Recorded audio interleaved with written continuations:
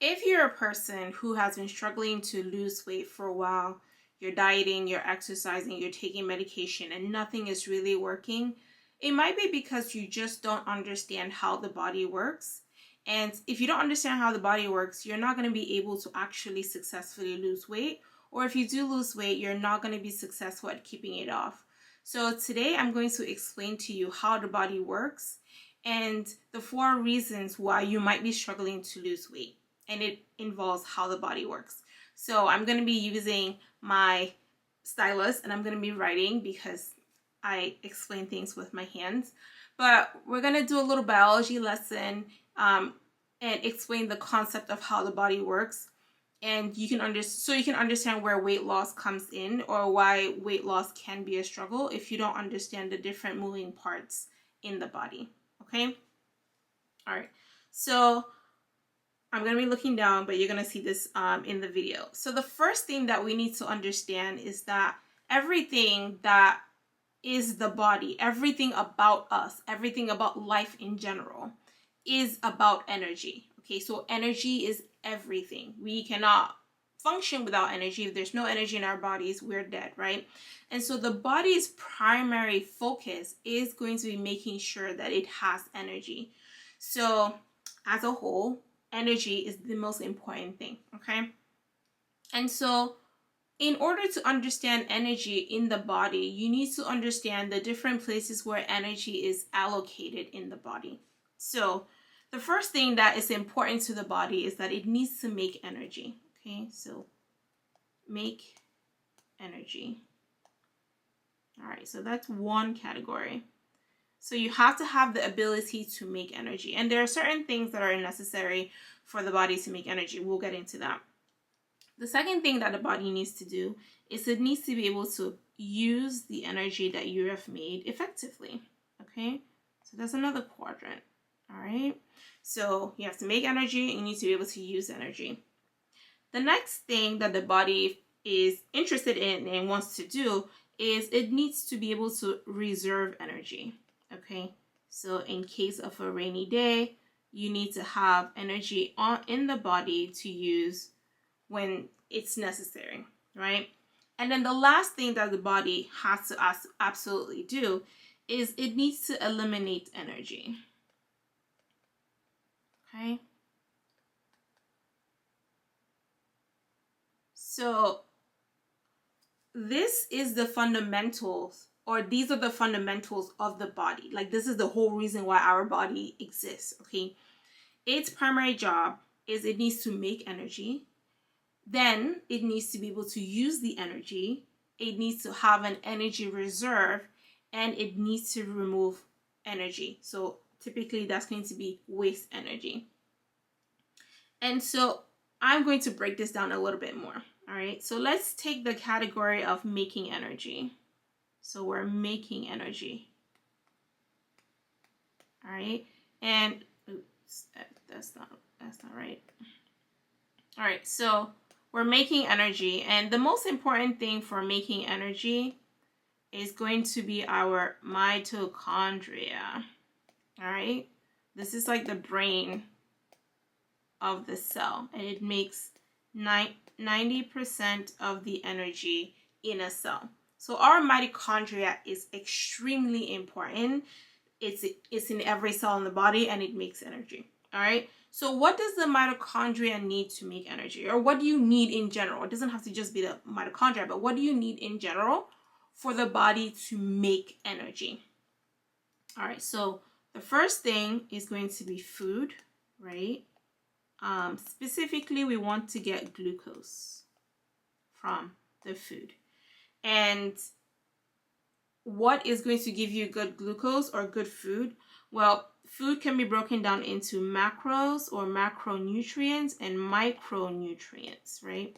So these are your minerals, vitamins, and you have fat, protein, and carbohydrates, okay? Sorry, my handwriting is not great, but I'm still learning how to use this. So first thing that you need is you need to have good food coming into your system, right? So the food that you're eating has to actually have all of these. It has to have fat, it has to have protein, carbs, it has to have minerals, and it has to have vitamins. Okay. The second thing that the mitochondria needs is the mitochondria is going to need oxygen. Okay. So if the mitochondria needs oxygen, you need to be able to breathe in good oxygen, right? So that's one thing. You need to have the ability to take the oxygen and move it to where it needs to go. So for example, if you have something like iron deficiency anemia, then your ability for your mitochondria to get the oxygen that it needs is going to be impaired, okay? Or if you have sleep apnea, for example, if you're snoring, you're snoring, you have sleep apnea, then your body is not able to take in as much oxygen, and as a result, you're holding on to more carbon dioxide, which we will talk about later. All right, so oxygen is absolutely required. That's the second requirement. The third requirement is going to be vitamin D, okay? Vitamin D, even though it's called vitamin D, it's more like a hormone and a vitamin, but it is essential for the mitochondria to make energy. Vitamin D is important. We know it, we talk about it in terms of bone health, but it plays a role in almost everything. And so if you think of the mitochondria requiring vitamin D to function, and the mitochondria is everywhere in the body, thus the whole body needs to have optimized vitamin D. So you need to be able to get vitamin D either through food or through sunlight on your skin, okay? Or you can supplement. All right, so these are like the main three things that your body needs to function. Now, on the other side, you need water because your entire body requires water. So that's like the fourth thing that's fundamental for a functioning body to make energy. And then we'll just leave it at that. So in order to make energy, your body needs, for your mitochondria, it needs healthy food that contains both macronutrients and micronutrients. It needs oxygen, it needs vitamin D, and it needs water. Okay, so that's like the basics. All right, now let's go to how the body uses energy. Now, every single cell in the body, as we mentioned, is going to be using energy, okay? But there's this one organ that takes up a lot of energy, and that organ is called the brain, okay? The brain requires 20% of the energy that comes into the body. So in a way, the brain is probably the most expensive organ in the body. And the brain is very, very important because what happens in the brain is going to dictate what happens in the body. One of the things that I always tell people is that the brain and the inputs that come into the brain are going to dictate how the body communicates. The brain communicates to the body. So let me write this a different way.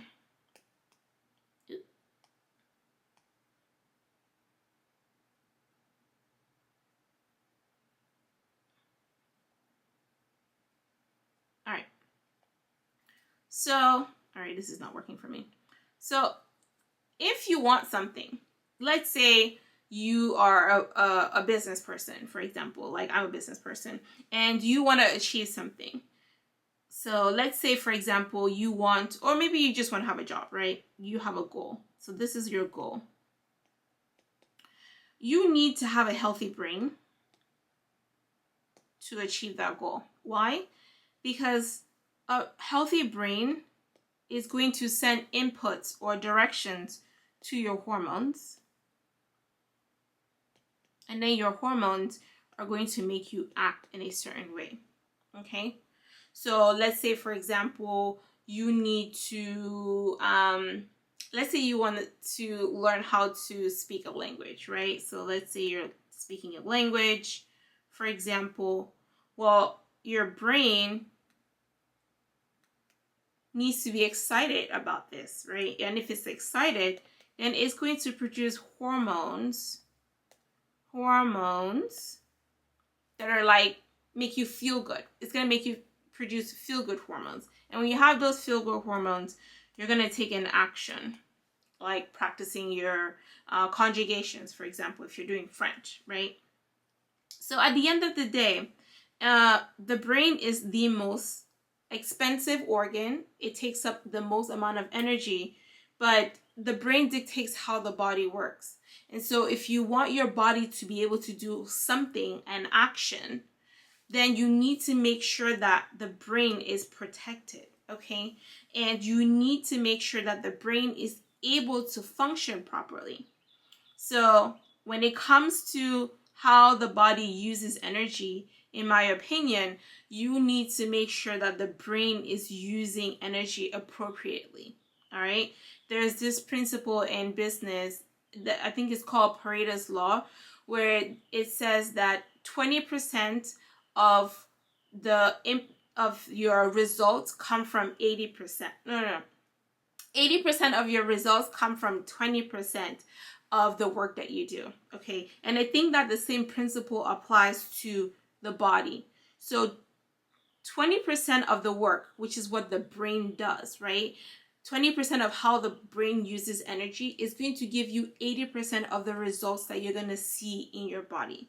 And so if your brain is not using energy appropriately, or the direction in which the brain is going is not appropriate, it is going to produce 80% of hell, okay? If your brain, for example, if your brain is focused on something negative, then it is going to produce 80% of negative consequences, both in your body and in your life. And if it's focused on something positive, then it is going to produce 80% of the positive things in your body. So you need to make sure that the brain, which is the most expensive portion of your entire body, you need to make sure that it is using the energy that it can use appropriately. And you, as the person who owns the body, you need to direct the brain towards a certain direction, preferably a direction that you prefer. Okay? So we talked about how making sure that we have the building blocks to make energy, and when we make that energy, we need to direct it towards the brain and make sure that it is using the appropriate amount of energy. All right. The next thing that we need to do is we need to understand how the body reserves energy. Okay. So think of the reserves as like, if you're a person and you have a home, then you need to have an emergency fund, right? Because something bad could happen. You could break your leg. You may not be able to work. Something bad could happen. And you need to make sure that your home, your entity as a whole, is still able to function whether or not you have something bad happen to you or not, okay? And so that is where reserves come in. Reserves are energy that can be used in emergencies, for example. And so in the body is going to have energy reserves. Quite frankly, every organ has energy reserves. The only place that doesn't have energy reserves is going to be the brain, all right? So energy reserves will be seen in 80% of the body, except for the brain, all right? And within this 80%, it's broken down into 3 categories. So the first place that energy is going to be stored for emergencies is going to be your liver. Okay. The second place is going to be, 2 things. It's going to be muscle. Ooh, I can't spell today. And fat. Okay. So these are the 3 main places where your body is going to reserve energy. And so I like to think of a liver as like the fridge in your home, okay? Something happens, you need a quick burst of energy. Your body says, and this is while you're not eating. Your body says, we need some energy. So let's go to the fridge and get a quick burst of energy, all right? So I would say that potentially this is going to have 10% of the energy reserves, okay? So it's going to store 10% of the energy that comes in. And then the rest of the energy, the rest of the 70%, can go either way, okay? If your muscles are active, if you are active, then your energy, that 70%, can go towards your muscle.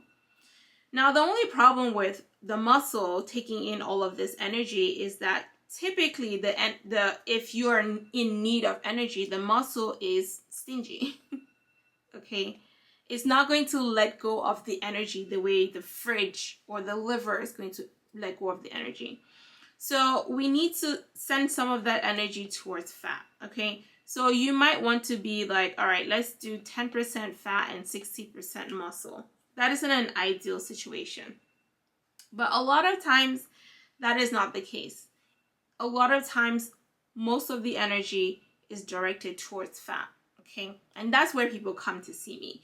People come to me for help because they need help losing weight, aka their fat reserves is too high, okay? And so they're trying to figure out what they need to do to lose weight. And I'll tell you why they're not able to lose weight. All right. The last thing that the body needs to do is that it needs to eliminate energy. All right.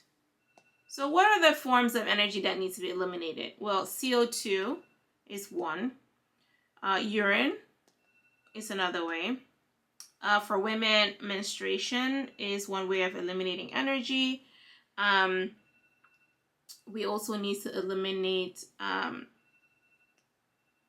solids, so feces, right? I think I'm missing one. Okay.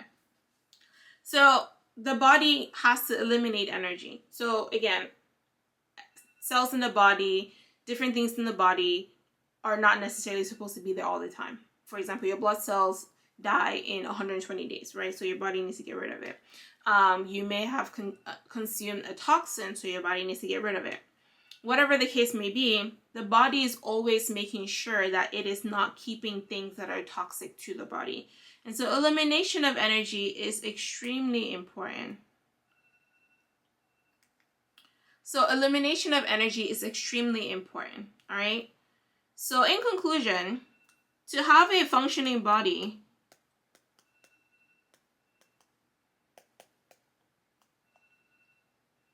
your body needs to be able to make energy. It needs to be able to use energy properly. It needs to have energy reserves in the right proportions. And lastly, it needs to be able to eliminate energy. And so if you look at these four things, this is what everybody focuses on. But the reason why people struggle to lose weight is because you need to do all four things, not just one. Because when you have an imbalance in the reserves in your body, it's going to affect how your body uses energy, it's going to affect how your body makes energy, and it's going to affect how your body eliminates energy. So let's give an example. So let's say that you are eating junk food, okay? A lot of the time. You're not eating healthy foods. And so when it comes to making energy, you have poor inputs, okay? So the foods that you're choosing to eat, they don't have minerals, they don't have vitamins. They might have fats, but they're not the type of fats that your body is able to use properly. So if you're eating fats that are like in preservatives, for example, that can be found in boxed foods, those fats are not natural, and so your body doesn't know what to do with it, and so it's not able to use it. Or you're not eating enough protein, or maybe you're eating carbohydrates, but they're simple carbohydrates, they're not complex carbs. And so as a result, you're getting like a high insulin spike, okay? And we'll talk about insulin resistance in another video because that is the main reason why weight loss can be difficult. But I want to explain weight loss in terms of how the body functions and just understanding the different sides to it. So that'll be a future video. So if the food that you're eating in your body is not healthy, then you're not able to make good energy, okay? And so if you're not able to make good energy, then you're gonna have a problem with how your body uses energy, okay? So let's say, for example, if you eat high carbs and the energy that is being made, so glucose, right? You have too much glucose. What happens when you have too much glucose? Well, too much glucose is going to affect the brain. Okay, the brain doesn't like it when there's too much glucose. As a matter of fact, it is toxic to the brain. So automatically, by eating unhealthy foods, you're affecting how your body uses energy, right? Your body is going to sense, your brain is going to sense that something is missing in the food that you're eating. So let's say, for example, you eat foods that do not contain minerals, okay? Well, the body knows that, or the brain, right? And technically your mitochondria, it knows that it needs minerals plus vitamins to do its job, right? And so if it goes through the food that you've eaten and none of the foods that you've eaten have minerals and vitamins, well, it's gonna freak out, okay? It's gonna be worried, right? It's gonna become fearful, right? Because it's gonna be like, I don't have the tools that I need to function, right? And so what happens when your brain is scared? It's going to say, you know what? I just need this individual to eat more food so that I can get what I need. It's not going to tell you what foods to eat. It's just going to tell you to eat more food. So what happens when your minerals and your vitamin levels are low? You are going to induce fear. Fear usually is going to induce a cortisol spike, right? Cortisol response. And that's going to increase hunger by making ghrelin wake up. Ghrelin is a hunger hormone. And what happens when ghrelin wakes up? It's going to say you need to eat more. And usually the food that ghrelin wants you to eat is junk food. Why? Junk food is easy to digest. It's a simple food. It doesn't have its main concern isn't that you're missing minerals. It's just scared because the brain has told the body that something is wrong, and so ghrelin's like, oh, you just need to eat food, and if you eat food, you're gonna get what you need. Well, we live in a world where the food that we're eating doesn't give us what we need, and so we're going to end up eating junk food, which creates this vicious cycle because now we're putting poor inputs or poor food into our system to make more energy, but it's not able to make energy properly because it's still missing the food that it needs to make. So what happens to all of that excess glucose that's coming in? The excess glucose, let's go now down here, is gonna go to your reserves, okay? And once the liver is full, which it can't take too much, the next thing it's going to do is it's going to put that excess food into your fat cells. And so that is how this is going to keep becoming a vicious cycle. Because now you're still not getting the minerals that you need. You eat more food, your brain, your mitochondria senses it doesn't have what it needs. It tells the brain's like, ooh, more fear. It's going to make more cortisol, more ghrelin. You're going to keep eating more junk food. And then it just becomes a vicious cycle. And this is truly how food addiction happens, okay? This is part of it. This is part of how you can end up addicted to food or craving foods. And no, maybe I should not say food addiction. We'll talk about food addiction in another video. But food cravings. Okay, so a lot of times cravings happen because the body senses that it's missing something. Okay, so the body is missing something. And as a result, it's going to make you have cravings in the hopes that you're going to eat the thing that it needs, right? And once you eat that thing that it needs, the cravings are going to go away. But again, the foods that we typically eat these days isn't the best, okay? So the other thing that happens when you eat food that has poor inputs, or you eat junk food, is that the junk food is going to contain toxins, okay? So let's say you're eating a bag of chips, right? Chips is going to be potatoes, which is basically a simple carb.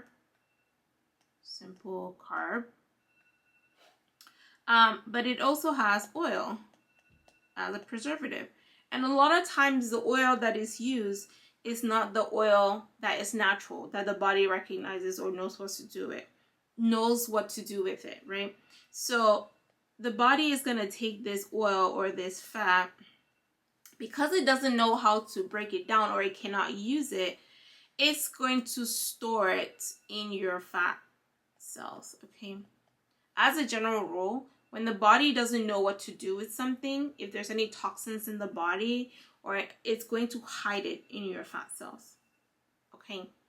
So now we have a problem because we have toxins in our fat cells, right?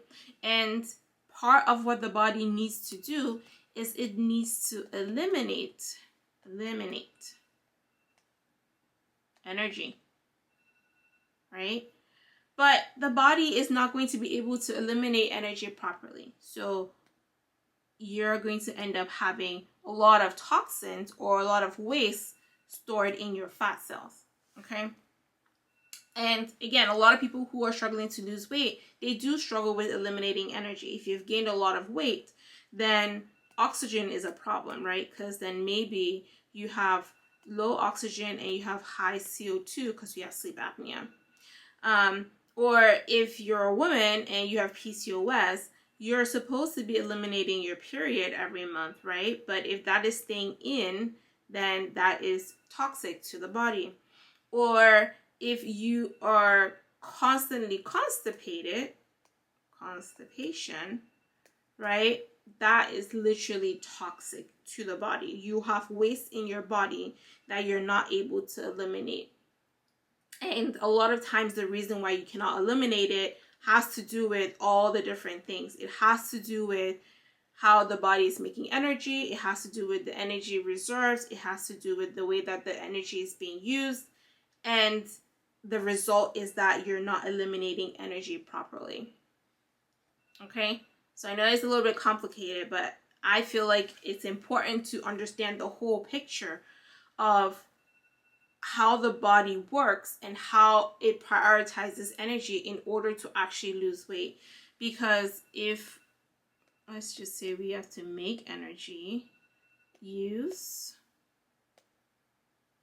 reserve, and eliminate, right? Always keep this in mind. This is literally the body. This is the body's function. Any entity in general has to do all four things, okay? It has to make energy. It needs to use the energy. It has to have energy reserves, and it needs to eliminate waste, okay? Eliminate things that are not serving the entity. And so if this is fundamentally what needs to happen for a body to function, just focusing on the energy reserves will not help you, okay? It will not help the whole body. You need to focus on all four things and all four inputs, okay? You need to make sure that you're eating healthy food. So let's get to the four things that you need to be doing. So number one that you need to do, you need to eat healthy food, okay? The inputs need to be healthy, right? So healthy food. And for me, healthy food is going to be food that is natural, food that was made by God, food that is found in nature. So it's going to be I'm an animal person, so it's going to be animals will give you protein and fat, and plants will give you carbs, protein, and fat. Okay, so if you're gonna get your food from animal sources, make sure that it is natural, not processed animal stuff that contains nitrites and other things that are being used as preservatives. Because remember, everything that is being used as a preservative, the body probably doesn't know what to do with it, and it will store it in your fat cells. As soon as it comes in and it's like, oh, I don't know what this is, let me keep the body safe, it'll put it in your fat cell. Okay, and that's not what you want, because you want the body to get rid of the toxins that are in your body, not store it in your fat cells.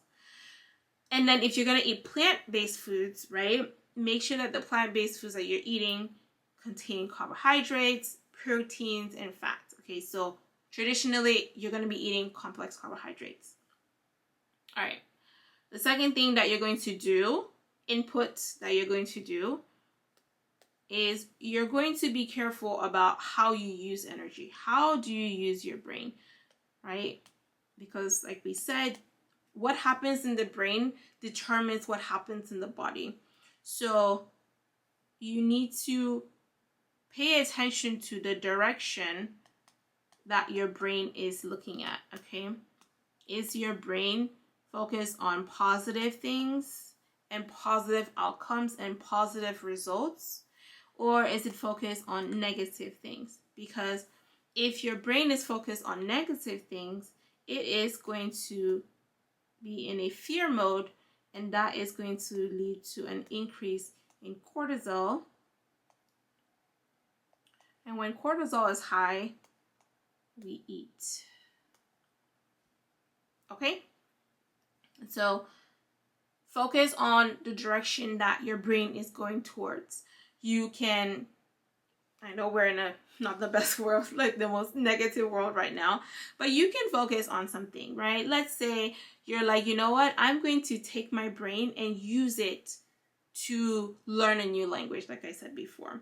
Or you're going to use your brain to grow your business. Like that's what I'm doing now. I'm using my brain and my knowledge to share with the world to grow my business, right? Focus on the things that you have control over, right? Direct your brain towards that. Direct your brain towards things that you would prefer, things that make you happy. Don't direct your brain towards the negative, because if you direct it towards the negative, you're going to produce negative hormones, and negative hormones lead to negative actions in the body, okay? All right. Number 3, we have to focus on where we want our energy reserves to go, okay? Okay. So we have to ask ourselves, do we want to have more fat, or do we want to have more muscle? Okay, because fat is going to grow if you have a lot of glucose coming in, and muscle is going to grow if you have amino acids coming in. Okay, that's basically protein. So when you're eating food, you need to ask yourself, which one do I want to grow? I will say that as a person who is getting older, you want to focus on muscle, because it is the thing that's going to keep you insulin sensitive. It's the thing that's going to protect you, protect your brain, protect your body. A little side note, if you use your muscles, it produces a hormone that helps your brain make new brain cells. So your muscle and your brain are like the two most important things that you need to pay attention to when it comes to your body, because they work really well together. So think of the foods that you're eating. Do you want to eat foods that are going to make the fat cells get bigger? Or do you want to eat foods that make the muscle get bigger? And if you're eating more protein, don't just eat protein, also move your muscles, okay? So walking is my preferred way of exercising. So start with walking. Make sure you're getting at least 8,000 steps a day, and that should ensure that the food that you're taking in a good portion of it goes towards your muscle. And lastly, if you do all of these things, elimination should happen, right? Eliminate energy. So make sure that you're drinking enough water so that you can produce urine, right? So that you can get rid of the waste that's coming out of your urine. Make sure that you are eating foods that contain fiber, right? So that you are able to eliminate feces, right? It's not just fiber. You can also help the gut microbiome by eating protein and fat, right? So just eat natural foods. And if you eat natural foods, it should help you eliminate the excess. Not the excess, it should help you eliminate the waste products, okay? You want to make sure that if you're a woman, you're having your period every month, okay? If you're not having your period every month, then there's something in your body that needs to go out that is staying in, and that is going to have consequences. And then lastly, we want to make sure that we're breathing CO2 out. So if you don't have sleep apnea, that may not be a big issue. But if you have iron deficiency anemia, then you want to make sure that you are supplementing or eating foods that contain iron so that your lungs' ability to take in oxygen and take out CO2 is efficient, okay? So in conclusion, you need to be able, in order to have a healthy body and in order to lose weight, you need to have a body that is effectively making energy,